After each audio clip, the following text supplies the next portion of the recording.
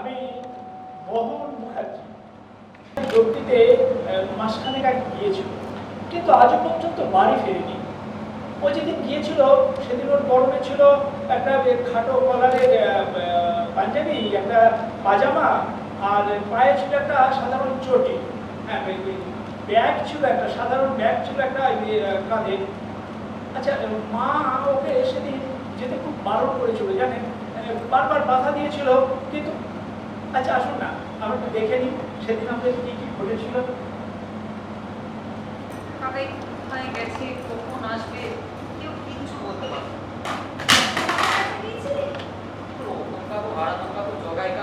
সবার কাছে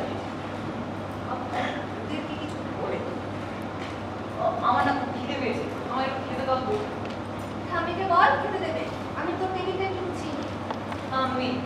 আমি তো রাস্তায় বসে আমার ডাকি দূর ভালো লাগে না।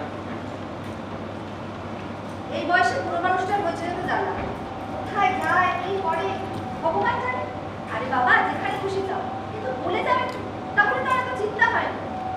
এবার আসুক কেন ছেলে ছেলে করে বুঝি না বাবা। এই তো সব ছেলে, মা খাবার বেড়ে হাপিক পেশ করে বসে থাকে। ছেলে যদি আসে, ছেলে সে ব্যাপারে মুখে পাওয়াছে আমার ভালো লাগে না।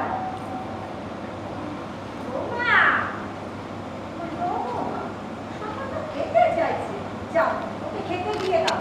বেলা তৈরি হলো, গুলো খেয়ে নাও মা। আপনি খাবেন না? আমি খাবো। যদি ছেলেটা আসে, ঠাকুর পর্যন্ত তো রোজই খাবার থাকে মা।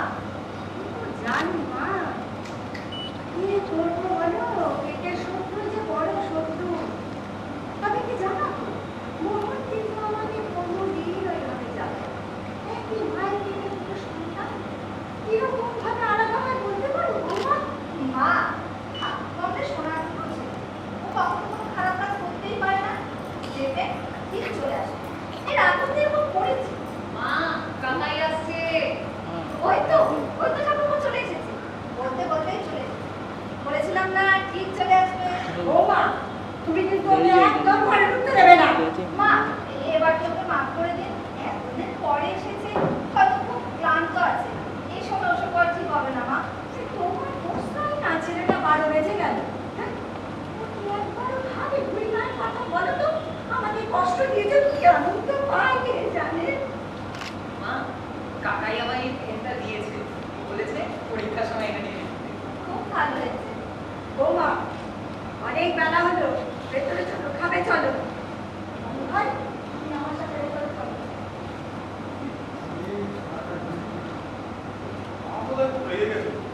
সেটাই কি স্বাভাবিক নয়?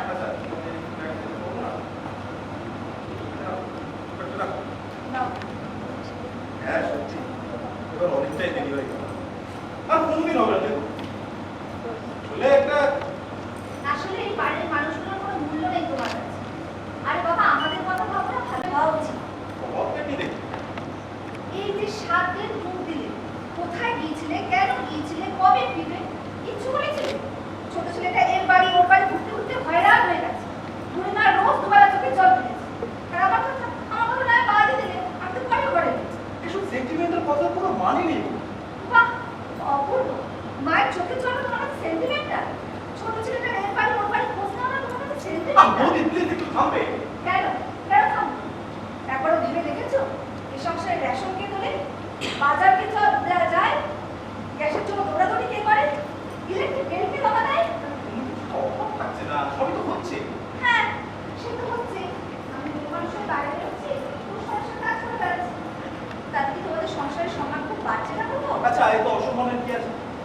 দেখো বৌদি, আমি তোমাকে বাইরে নিয়ে যেতে চাই, মিছিলে মিটিংয়ে ময়দানে সব নানান কিছু। এসব নাটকখানা ছাড়ো, এটা তোমার স্টেজ নয়।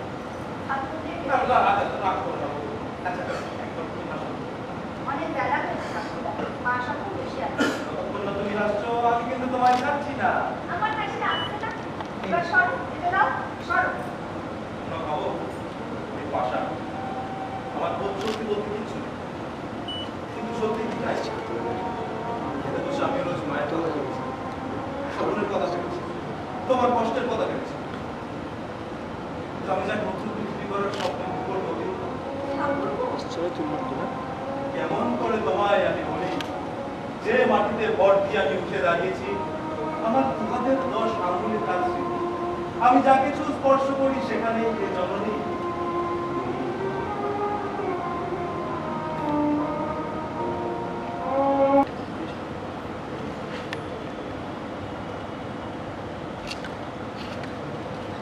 তোমার যা সারাদিন খবর কাগজে মিল না বুঝে একটু বাজার হাটেও তো যেতে পারো। রোজই তো আমি যাই। অপূর্ব হয়েছে জানো, তোমার হাতে না জাদু আছে। হ্যাঁ, যে একবার তোমার হাতের চা খাবে সে আর অন্য কারো হাতের চা খেতেই চাইবে না। সারাটা জীবন তো এই একটা কথাতেই ঘুরিয়ে গেলে। এবার আর ওর কথায় বলছিলাম বাসায়। এবার পুরো ছুটিতে হরিদ্বার নিয়ে যাবে বলেছে। মনে আছে? টিকিটটা কবে কাটছো তুমি সেটা বলো। হবে হবে, হরিদ্বার এবার হবেই। হবে? অসংখ্য ধন্যবাদ মহাশয়। এবার আপনি কার্টুন থাকবো। এই ব্যাগটি নিয়ে বাজারে যান। এসব আবার আমাকে কেন, শোভনকে রাখো। থাকবো তো। তাহলেই হয়েছে। তিনি কি আর বাড়ি আছেন? আর একবার ডাক খোঁজ করেই দেখো না তোমার ছোট ভাইটি কোথায় আছে। বাড়িতে এসে গেছে কোথায়? তা আমি কি করে জানবো? তুমি তো সারা জীবন এই সংসারের দায়ভার আমার কাছে চাপিয়ে পরম নিশ্চিন্তে দিন কাটাচ্ছ। আর ঠাকুর কিন্তু ভীষণ ব্যস্ত না। ব্যস্ত? কিসের এত ব্যস্ত? তা আমি জানি। তবে এখন তো মাঝে মধ্যে কোথায় চলে যায় বলে যায় না। আমরা তো চিন্তা করে বলি কোথায় গেল, কেন গেল, কবে ফিরবে। সে কোথায় যায়, কেন যায়, কিছুই বলে যায় না। সবসময় বলে যায়। আরে তোকে এটাকে হোটেল পেয়েছে নাকি? হ্যাঁ, কি ভেবেছে কি ও? যখন খুশি আসবে, খাবে, শোবে, চলে যাবে। শুনছোদের একটা দল আছে জানো? বল, হ্যাঁ গো, কিসের তো? নাটকে। নাটকের জন্য তো বাইরে যায়। নাটক? হ্যাঁ, শোভন নাটক করে? হ্যাঁ গো, কতদিন করছে সব? তা বেশি। নাটক করে, বাইরে যায়, পয়সা করে কিছু পায়? তা আমি জানি।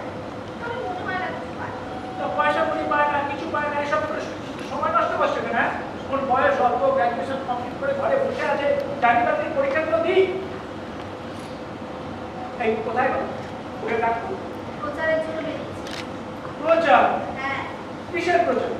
মানুষের দুঃখ কষ্টের কথা, অভাবের কথা। অত তো সব জানি না বাবা। ধ্যাৎ, ভাল লাগে না। বাইরে যায়, নাটক করে। হ্যাঁ, ভেবেছে ভেবেছে এই পদে একটা উপার্জনের ব্যবস্থা কিছু করে নেবে। আরে এইবার রোজ রোজ মনের পয়সা খেতে চায়। হ্যাঁ? আরে আরে তুই আর স্বপন কি আমার কাছে আলাদা? স্বপন আর শোভন আমার তো দুটো পাঁচও। স্বপন যদি আমার পয়সা খেতে লজ্জা না পায় তাহলে তুই পাবি কেন? দাদা, আরে রে, তোর বেলাটা ভাবছি না। আয় আয়, এই তুই যদি নাটক করিস, হ্যাঁ নাটক করা ভালো, তা আমি বলছিলাম চল এটা চাকরি বাকরি পা, তারপর নয় অবসর সময় সব করবি। চাকরি কে দেবে? চাকরি? সরকারি চাকরি পরীক্ষা দিলে বসো। সরকারি চাকরির পরীক্ষা কি এখন হয়? ওসব এখন প্রহসনে পরিণত হয়েছে। দাদা, চাকরি করার উপর আমার কোনো আস্থা নেই। আস্থা ছাড়লে চলবে কেন শোভন? দাদা, আমরা এক ভয়ঙ্কর সময়ের মধ্যে দিয়ে এগিয়ে চলেছি। এখন ওই ক্ষমতাবান রাজনৈতিক দলের ছাতার তলায় থাকাটাই চাকরি পাওয়ার জন্য সম্ভব। আচ্ছা তুই নাকি আজকাল বাড়ির বাইরে চলে যাস, বাড়িতে কিছু বলিস না, কখন ফিরবি না ফিরবি। আরে কোথায় যা, কাদের সঙ্গে যা, কেন যা? আর চুপ করে আছিস কেন বল? হ্যাঁ, এবারে একটু দেরি হবে। এবারটা কোনো কথা নয় শোভন। ব্যাপারটা হচ্ছে তুমি কোথায় যাচ্ছ, কেন যাচ্ছ, কাদের সঙ্গে যাচ্ছ, কবে ফিরবে, এই কথাগুলো তো বাড়িতে বলে যেতে হবে। ঠিক আছে, তুমি মাকে বলতে পারো না, ঠিক আছে, কিন্তু তুমি তো বৌদিকে বলে যেতে পারো। আরে নাম করে টাকা পয়সা বা পয়সার জন্য তো নাটক করি না দাদা। তবে শখে না, শখেও না, পয়সার জন্যও না, তাহলে এসব করে সময় নষ্ট করছিস কেন? নাটক আমার আদর্শ। নাটকের প্রতিবাদ জানানোর প্রধান হাতিয়ার। দেখছো না রোজ কত অন্যায় অবিচার হয়ে চলেছে চারিদিকে। একটা ভয়ঙ্কর অন্ধর স্বামী সমাজ ব্যবস্থাটাকে গ্রাস করে তার পেটের মধ্যে পড়ে ফেলতে চাইছে। কেউ বাঁচবে না তাদের থেকে, কেউ বাঁচবে না। শোভন, শোভন, শোভন, আরে কি হয়েছে? হয়েছে কবে তো? বলছি তুমি ওদের নাটক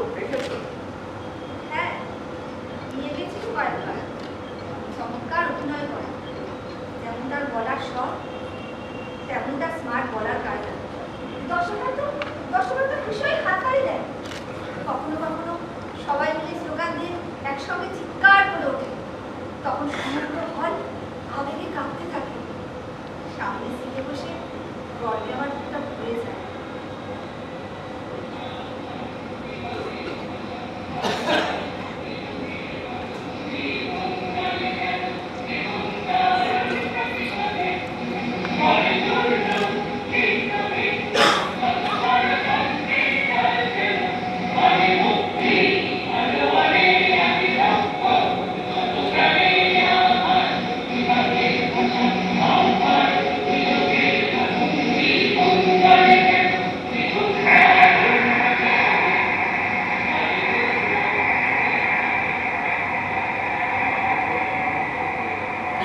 এসব এসব কি নাটক যা দেখে মানুষ এমন উত্তেজিত হয়ে ওঠে? ও তো এরকমই নাটক করে, চোখে আঙুল দিয়ে শত্রু দেখিয়ে দেয়। সত্য? হ্যাঁ, কে সত্য?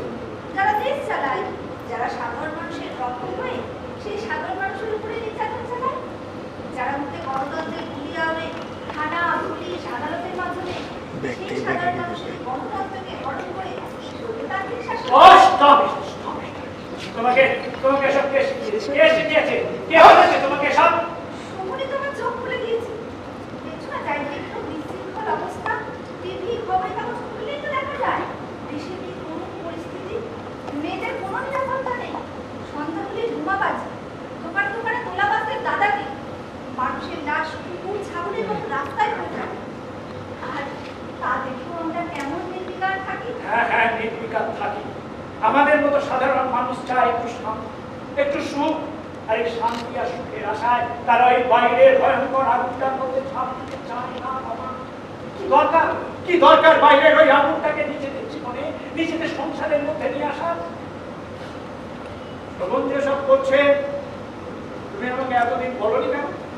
ও তো কোনো অন্যায় করছে না, ও তো ওর নাটকের মধ্যে দিয়ে সাধারণ মানুষকে সজাগ করে তুলছে। এটা মহান কাজ। মহান হ্যাঁ, মহান কাজ। আর এই মহান কাজের জন্য কতখানি মূল্য দিতে হবে আমাদেরকে, সেটা তুমি বুঝতে পারছো? মূল্য। হ্যাঁ হ্যাঁ, মূল্য। পুলিশ ঢুকবে তোমার ঘরে, শবরকে তোমার চোখের সামনে দিয়ে হিড় করে টানতে টানতে নিয়ে যাবে। তাতেও যদি ওদের সুখ না হয়, ওকে মিথ্যে মামলায় জড়িয়ে জেলহাজত পাস করাবে। তাতেও যদি শান্তি না পায়, গুন্ডা লাগিয়ে তুলে নিয়ে যাবে তোমাকে। আর তাতেও যদি না হয়, হয়তো স্বপনকে ওরা এই গল্পটা রাখতে রক্ষা কর বাবা। আমার এই সুন্দর সাজানো সংসারটাকে নষ্ট হতে দিস না। মা, আমি চেষ্টা করবো না। বাবা মারা যাওয়ার পর কত কষ্ট করে তুমি আমাদের মানুষ করেছো। তোমার জীবনে কোনো শখ আল্লাহ তোমার পূরণ করতে পারেনি মা। আর এই শেষ বয়সে আমি তোমাকে কষ্ট দেবো না। আমি সারাদিন ব্যস্ত থাকি আমার কাজ নিয়ে। ভাবি আরো কত সুখে তোমাদেরকে আমি রাখতে পারি। আমি বুঝতেই পারিনি মা, আমার ঘরের মধ্যে এরকম একটা বারুদের স্তূপ জমা হয়েছে। দে না ওকে একটা কাজ জোগাড় করে, ও যা অনেক দূরে চলে যাক, সেখানে কাজ দিও। চেষ্টা তো করি মা। ঘর বেকার, হাজার হাজার শকুনকে রাস্তায় রাস্তায় ঘুরে বেড়াচ্ছে মা। তাহলে একটা ব্যবস্থা নিশ্চয় করতে হবে, কিন্তু সবার আগে শহরকে এই নাটক আর রাজনীতি থেকে সরাতে হবে, জানো তো?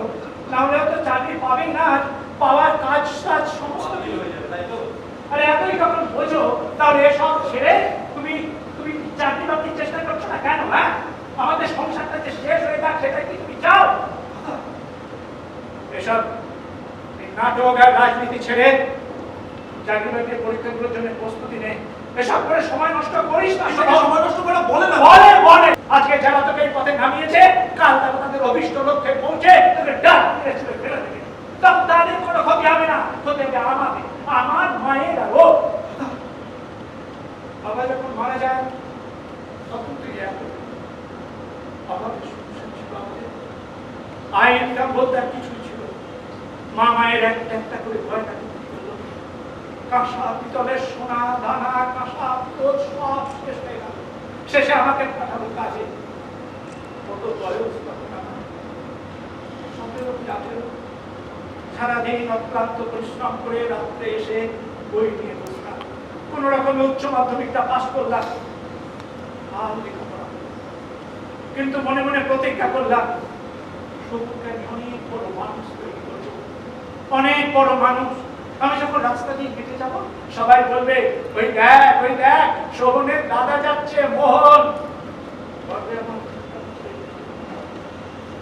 বউ, ছেলে, মা, ভাই, এদের আমরা আমাদের সংসারটাকে শান্তি স্বর্গে পরিণত করি। বাইরে লেগেছে আগুন, এই আগুন দাবানল হয়ে ছড়িয়ে পড়তে চাইছে।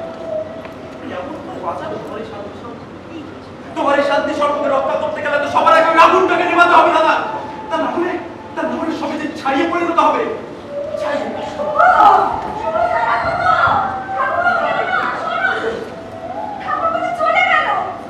আভিনের নেশার আমার রক্তে রক্তে মিশে যায়, এর হাত থেকেও নিস্তার নেই, এর হাত থেকেও নিস্তার নেই।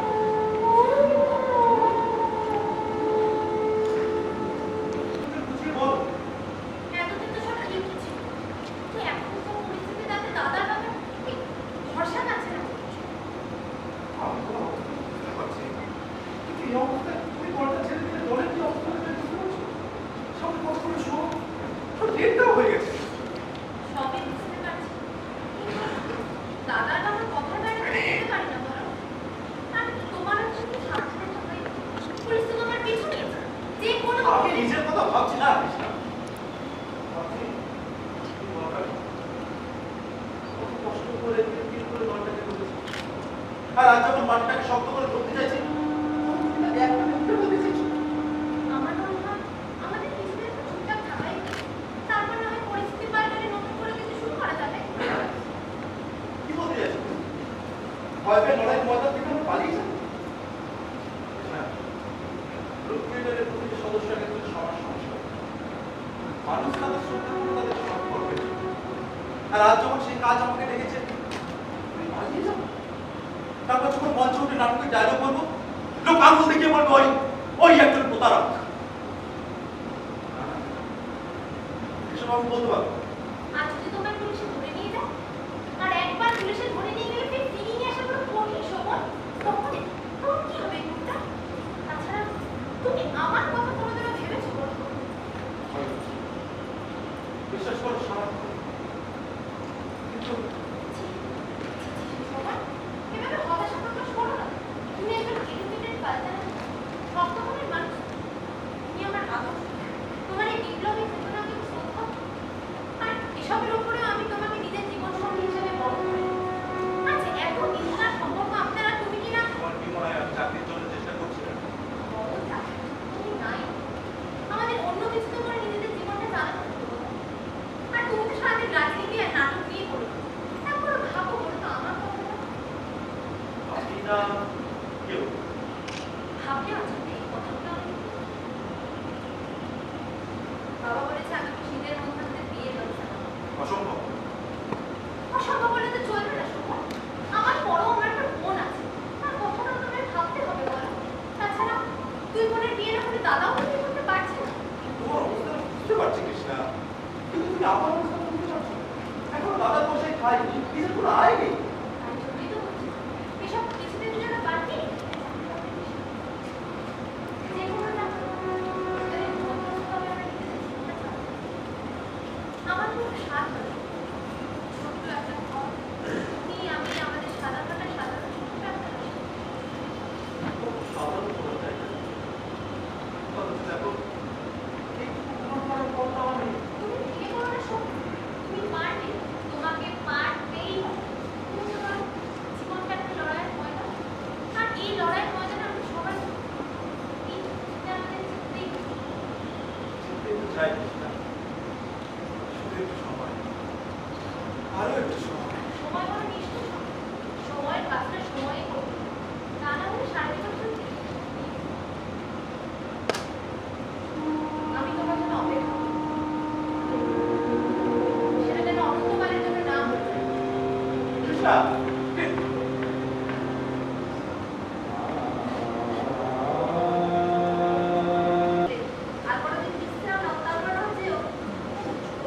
থেমেই থাকবে, সেমিনারের টেপ তো আর থেমে থাকবে না।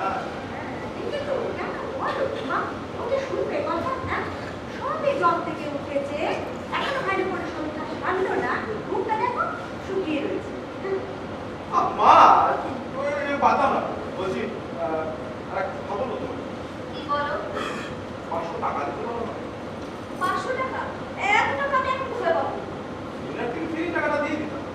দিয়ে দেবে? কেন, তুমি চাকরি করতে যাচ্ছি না? এই টাকাটা দিয়ে দেবে? এবার বেলা বললেই হয়, কত কথা শোনানোর কি দরকার? আহা, বাবা, কথায় কথায় বাবু লেগে যান। নিয়ে যাও টাকাটা। লাগবে। আরে বাবা, টাকাটা নিয়ে যাও। বাবা বললাম তো লাগবে না। আচ্ছা ঠিক আছে, কবে দিবে বলে দাও। জানি না, সেমিনার শেষ হলে আর কোনো কাজ না থাকলে দুটোর মধ্যে ফিরবো কেন? আচ্ছা।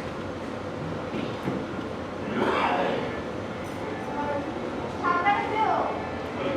না বাবা।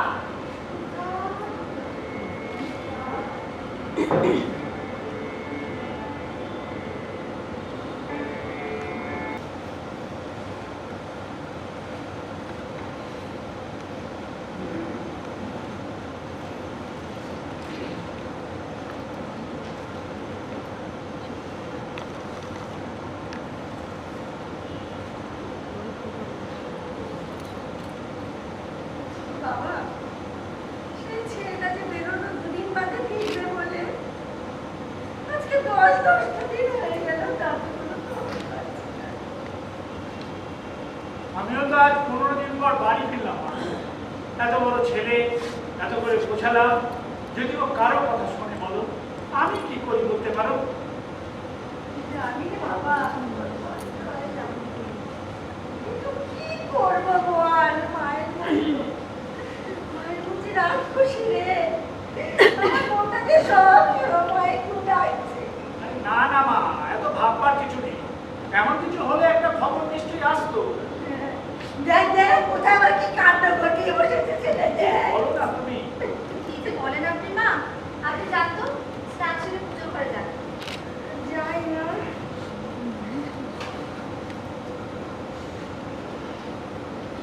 আচ্ছা রমা, হ্যাঁ? তুমি ওই সমুদ্রের দলের কাউকে চেনো? না, কোনো খোঁজ খবর জানে না, তাই ওরাও তো চিন্তায় আছে। আচ্ছা, ওদের দলে মেয়েটা এলো কেন? ছেলেরা কেউ এলো না?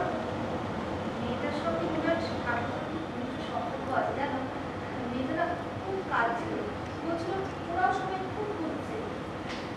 আমি অবাক হয়ে যাচ্ছি জানো, এত বড় একটা ঘটনা আমার বাড়ির মধ্যে ঘটে গেছে, আমি ভাবতেই পারছি না। আমি এখন কি করি বলো তো?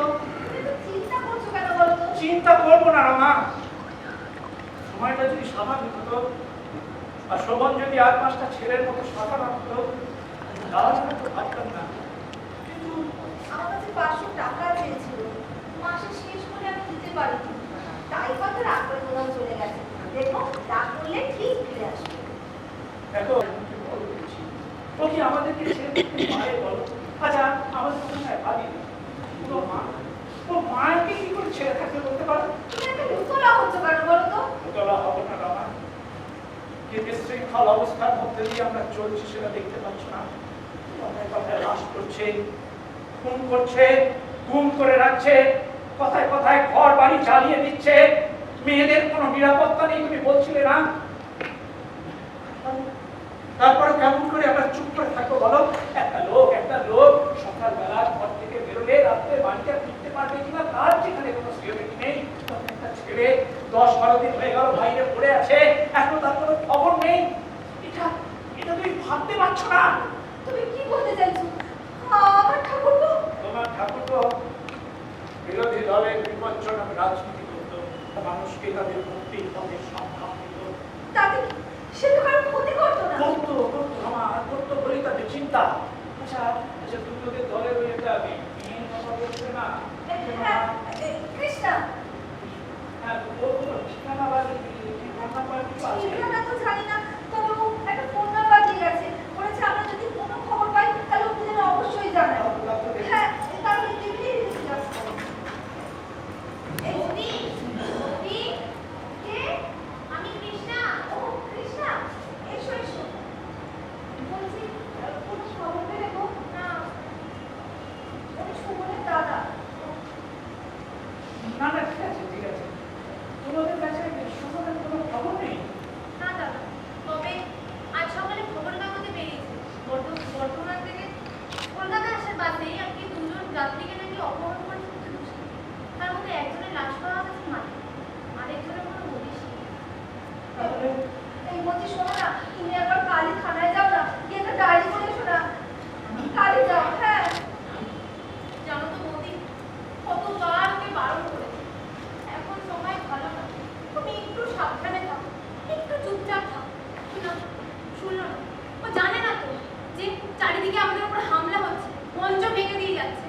চারিদিকে আমাদের মধ্যে খুন করছে, খুন।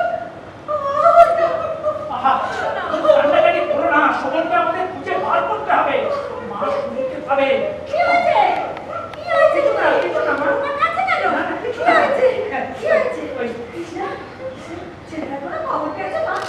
মা বলছি ওই শোভনা বিহারে গেছে মা, ওরা বন্ধু ওকে চাকরি দেবে বলে ডেকে পাঠিয়েছে। ওই জন্যই তো তোমাদের কাছে টাকা পয়সা চেয়েছিল, তোমরা তো দাওনি। না না না, ও তো কিছু বলেনি এই ব্যাপারে। ওই তো কৃষ্ণা বললো এই কয়েকদিনের মধ্যেই ফিরবে।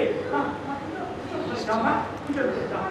সময় হয়ে যাচ্ছে না, তুমি চলে যাও। হ্যাঁ রে, মানে আমার কাছে কিছু লুকোচ্ছিস না তো বাবা? মা, তুমি কি পাগল হয়ে গেলে? তোমার তো সময় হয়ে যায় মা। তোমার ঠাকুরকে দিয়ে বলো, শোভন কেন আমার ঘরে ফিরে আসো।